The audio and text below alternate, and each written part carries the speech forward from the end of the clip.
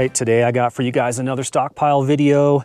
So if you're a person who lives in a small space, or you don't have a lot of places to stockpile for an emergency, I'm going to show you today how you can do it.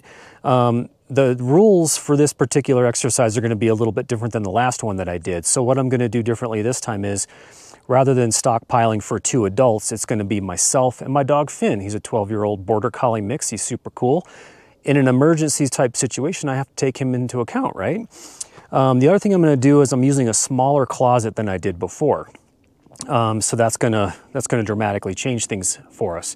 The other thing I'm going to do is I'm going to go into detail at the end of this video with you guys what all the stuff cost, because the last time I did this video, a lot of people reached out to me and were like, hey, like, what does something like that cost for you to do? So I'm going to go into detail with you guys at the end about the cost. I'm also not going to show you any of the nutritional information as we go along. I'm going to provide all of that at the end of the video.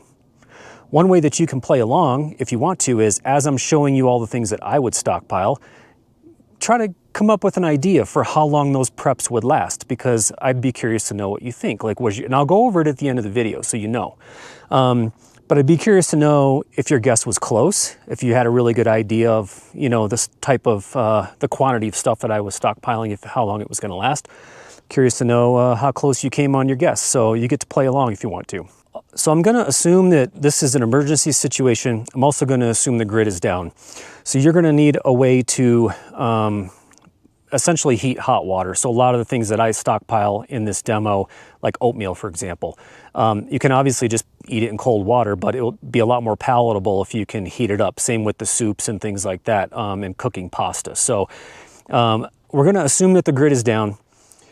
Try to have some type of a camp stove or something that you can use, or sterno, alcohol stove, whatever it is, to be able to heat water, or have a pan that you can heat some of your food up. That's going to be critical to this. In my last demo video, I'll try to link to it here. I did cover pretty extensively, like different ways that you can treat water. I showed 4 or 5 different types of stoves that you can use to cook with, like from camp stoves to portable mountaineering stoves and that kind of thing. So I'm not going to do all that detail in this video again, but if you want more detailed information about that stuff, go back and check out that video that I did. It's pretty extensive. All right, the categories that I'm going to cover will include food and water, health and well-being, and security.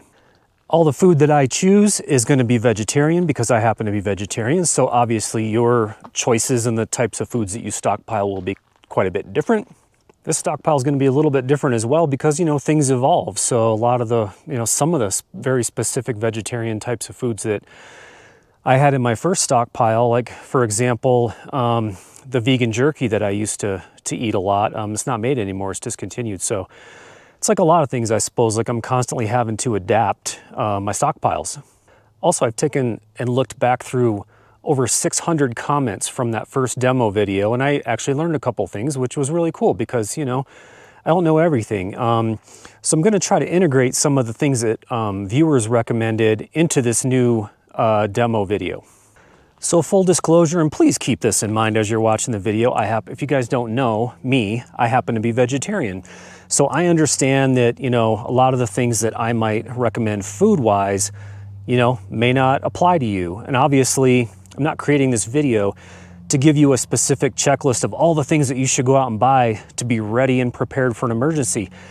Your mileage is going to vary. Everybody's going to do different things. I don't happen to stockpile meat, but obviously it would be really easy if you're a carnivore to stockpile tuna and cans of chicken and all this other stuff, or Spam or whatever it is you want to do.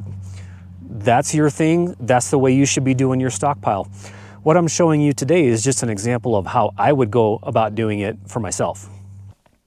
All right, top shelf, we're going to start with 48 rolls of toilet paper, a big roll of paper towels, and I'm going to stick this massive number 10 can of Mountain House freeze-dried granola up here as well. I'm going to finish it off with 4 boxes of Kleenex. Next up is going to be a staple in pretty much every food stockpile I make, and that's going to be pasta. Also going to add a bunch of pasta sauce as well, a couple different varieties. Next up, I'm going to start with some canned goods. Now, I've dispersed a lot of my canned goods over different shelves in this closet because just strictly due to weight issues. Here, I'm going to add 6 cans of diced tomato. Next up, if you guys know me or if you watch my previous Stockpile demo, you know how much I love macaroni and cheese. This is like the best feel-good food you could possibly store in here. All right, I'm going to add a couple of different varieties of granola bars.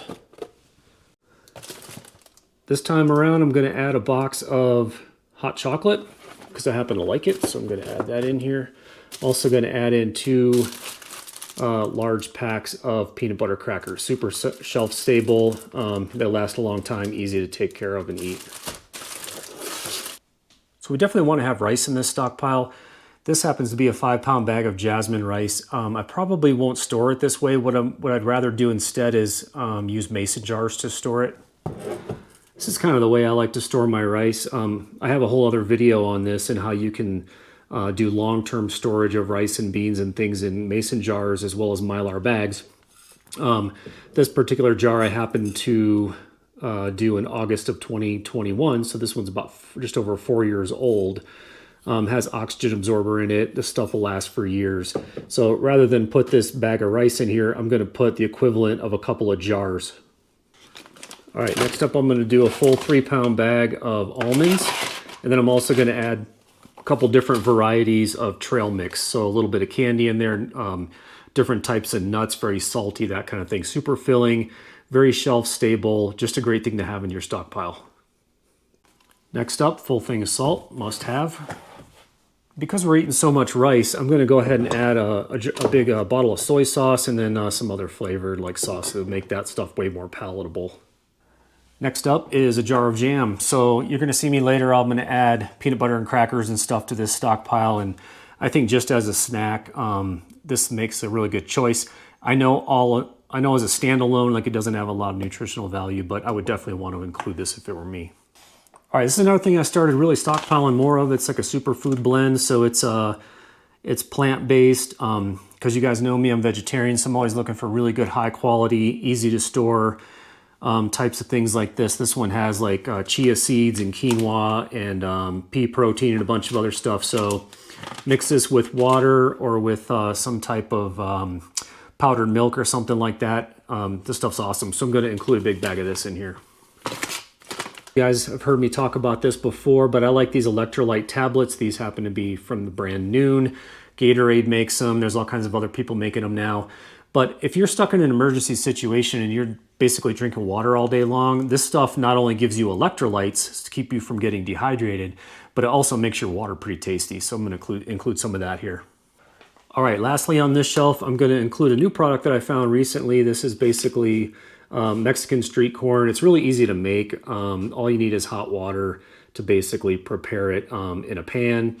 Obviously you can microwave it as well, but in our scenario, we don't have any power, so microwaving is not going to be possible. It's gluten-free, plant-based, super yummy. I'm only going to put 2 packs in here. All right, I went ahead and filled this up with a whole bunch of my favorite canned goods. So I really, really love these Pacific brand plant-based soups and chilies. They don't require a can opener, which is really cool. They've got a bunch of different varieties, so I'm doing 15 cans of that. Also, Amy's soup. It's organic, really veggie friendly, so I think I'm doing 8 cans of that. Then I have black beans, pinto beans, really any variety of canned beans is awesome. And then some Gardein plant-based chili, some plant-based chicken noodle soup, which is pretty awesome. And then I found this stuff recently, which is really good. It's a 3-bean salad, which is totally ready to eat. So I'm going to put a couple cans of that in here as well. And then because they're smaller, I'm going to add, for flavor, some chopped green chilies. The one thing I like to do here is stack these canned goods in a way that you can see basically what you have. You don't want to bury a bunch of stuff behind other stuff, and then when this thing gets too full, you can't figure out what you've got. Now you could take and label the shelves. I guess that's one solution, but for me, I just like to stack it all in a way so that I can see exactly what's there and know what's behind, what cans are behind the other cans. If you got a bunch of soup and chili, you're going to need crackers, I think. So we're going to go ahead. These kind of take up a lot of room, but I like to have crackers, so I'm going to add them. Next up is one of my favorite staples. That's instant oatmeal. This stuff is really easy to store, really easy to prepare. It's very hearty. Generally has a lot of protein, very flavorful, so I'm going to add 2 boxes of that. Next up, I'm going to add some boxes of soup just because, again, like I love this brand. This stuff's really tasty. I will give you a tip though. This stuff, once you open it, needs to be refrigerated. And in our scenario with the grid being down, you wouldn't be able to refrigerate it. The reason I'm adding these is because this time of year, it's pretty cold outside. So I have a way to basically set some food outside to keep it cold, just as if it were being refrigerated. In the summer months, I probably wouldn't include this, but this time of year I will. All right, next up is I'm doing 2 whole grain boxes of cereal. I happen to like to eat cereal a lot. It's really easy to, obviously it doesn't take a lot of preparation. You could even eat it with just water. But I've basically started to stockpile powdered milk that you can basically use in conjunction with that, which I think is a good solution. So like I was saying before with the rice, I also do long-term storage of things like beans. These are white northern beans. It looks like they're from March of 2020. So these are about 5.5 years old. The jar is still sealed because the little bubble isn't popped up. And there's, doesn't look to be any type of contamination or anything like that with these beans. So I'm just going to throw a couple of these in here. I wanted to show you that that's one way that you can store some of these preps to keep them safe. All right, next up is instant coffee. Obviously, you only need some hot water to make it, so that's super easy. I'm also going to add some coffee creamer. All right, next up is peanut butter. I love a big ass jar of peanut butter, so that's going to go in there. Obviously, you can use it, you can eat it straight out of the jar. You can eat it with crackers and all that, so pretty self-explanatory, I think. But we're going to add a big jar of peanut butter in here. All right, next up is 5 packs of Arcopia. You might have heard me talk about this in the previous stockpile video. This is essentially freeze-dried smoothies. This is a Canadian company. I love them. I own a ton of this stuff in my stockpiles, and I even eat it from time to time. A full pound of fresh fruit in one of these little packets. So I'm going to add 5 of these to this stockpile. All right, lastly, at the front of this shelf, I'm basically going to add a bag of lentils. I might have even added a couple more of these. I think there might be some room for it. And I'm going to add a 15-bean soup here as well. I think any combination of lentils or peas or bean soup, stuff like that here is like a great choice. Oh, I almost forgot. You got to have dessert. So I'm going to put a big bag of hard candy in here because, I like candy. So I'm just going to stick that in there because I know that that'll last forever. All right, so essentially we're off to a good start here. We got a bunch of paper products. I've even had people online recommend doing like paper plates and things like that. You could consider adding that if you've got the room for it. Ziploc bags, containers, whatever you might want to add. It's not a bad idea. We've got 2 full shelves of food now. Not quite all the way full, but I think you'll find that if you pack these shelves completely full, you'll have trouble getting to the things that you need. So you need to leave a little bit of room in here so that you can move some stuff around. That's the first shelf. This is the second shelf. Okay, now we're going to move on to safety, wellness, stuff for my doggy, all that good stuff. We're going to move on to that next. Oh, I almost forgot. There's a couple of food items I was going to add to this bottom shelf. One of which are fake meat crumbles. These are plant-based meat substitute. I really love this stuff. If you're looking for some type of, if you're a vegetarian or vegan looking for something like this, I really love this brand. It comes in these little packets inside, super easy to prep, and it's really tasty. The other thing I'm going to add is a full tub of whey protein. Obviously, if you look at the stockpile I have, it's probably lacking a little bit in protein, so I think that this is a great addition.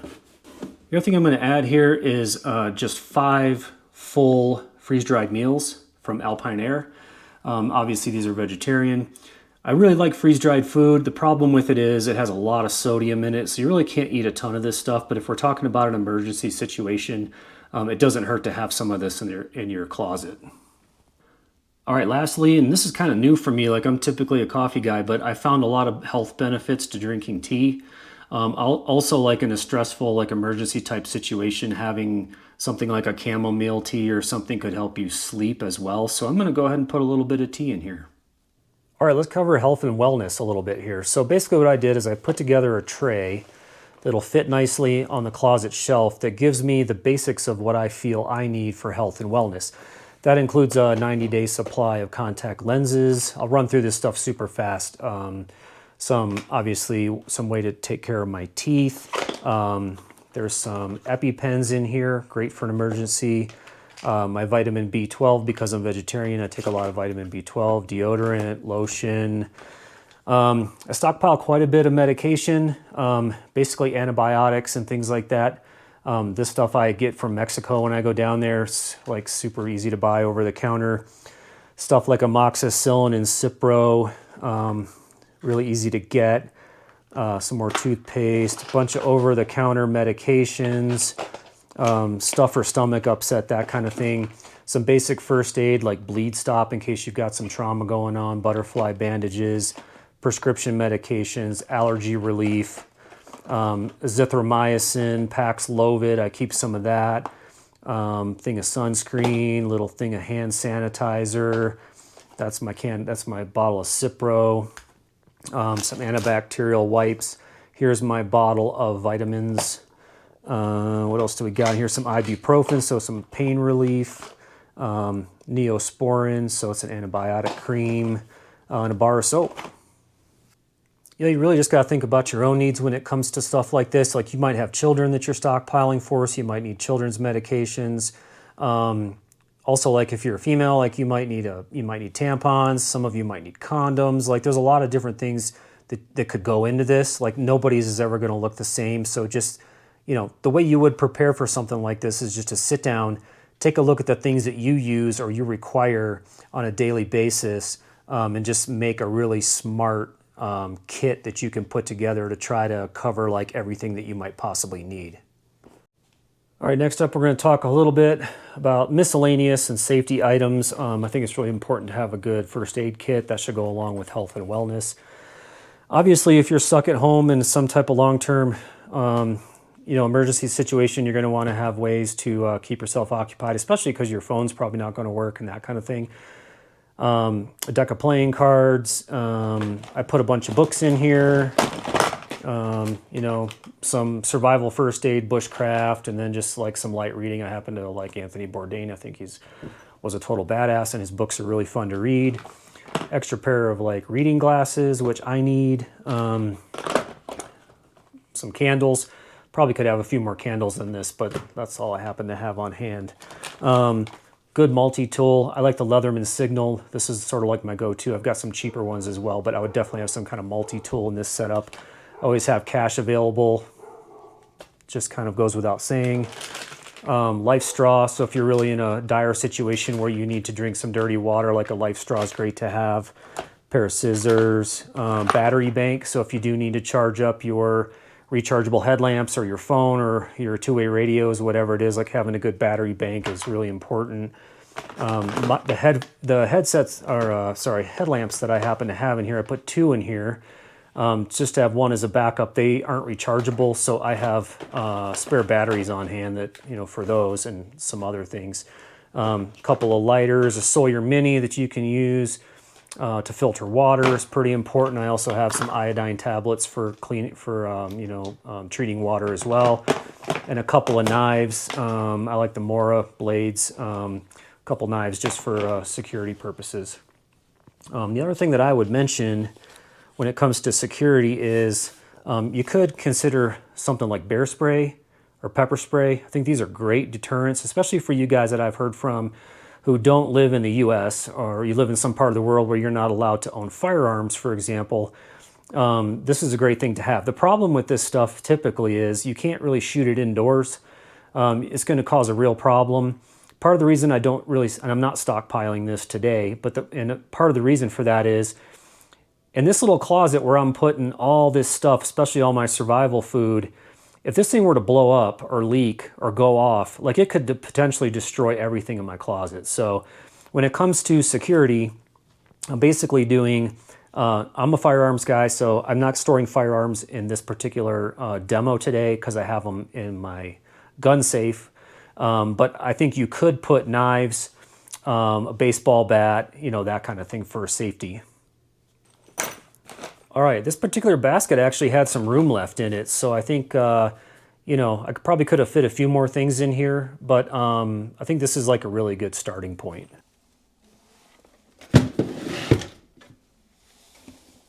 All right, so since I've got some extra space, I think what I'm going to do is include a couple of MREs in here. They're really good to have on hand. Obviously, they take no preparation, but they do take up quite a bit of room, so I'm just going to add 2. So to get started in the bottom of this closet, I'm going to put 3 of these really full-size water jugs, easy to carry. They fit perfectly in this space, so I'm going to include those. I'm also going to include a collapsible water carrier that you could use to fill up, transport water around, that kind of thing. I'm also going to include Clorox wipes so you can keep yourself, keep your area cleaned up.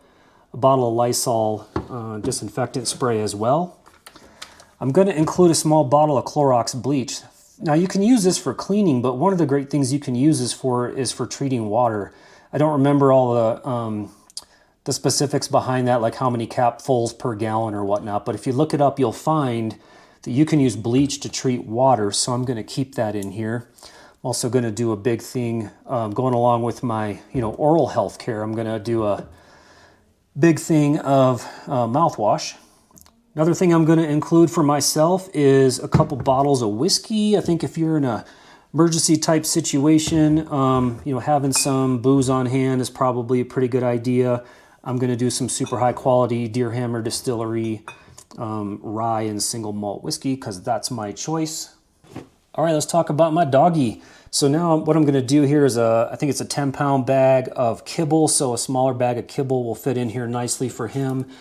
He also does some wet food toppers as well. So I'm going to put those in there for him. I'm also going to include a bag of rawhide bones so that will keep him, he can play with chewing on those. It'll keep him occupied if he gets bored. I am also going to put a box of his medication in here. He's an old man, so he does need medications. So I'm actually going to put that right up here on this shelf, I think. So I got to have that in my stockpile.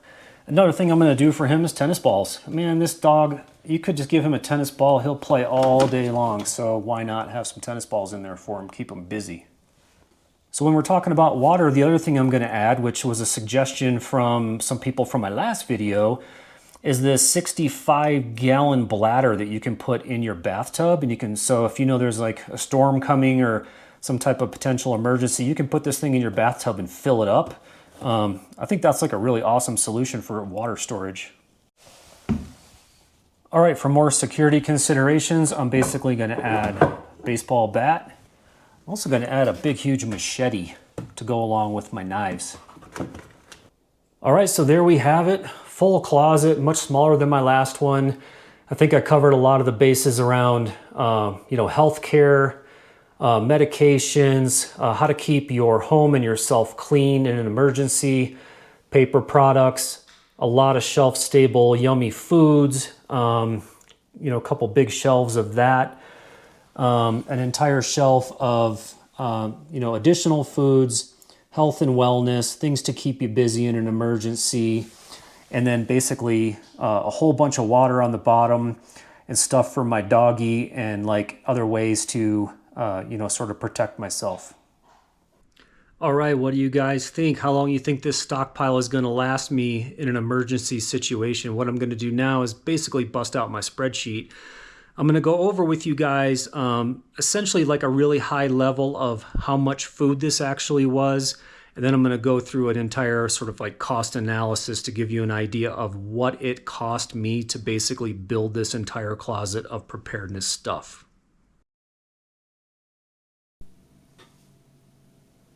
So remember what I said about this. I mean, everybody's mileage is going to vary. This just happens to be the stockpile that I put together. It's related to me. Here's a full listing of all the items. If we look quickly at the food items, it looks like there are 39 different food items in that stockpile.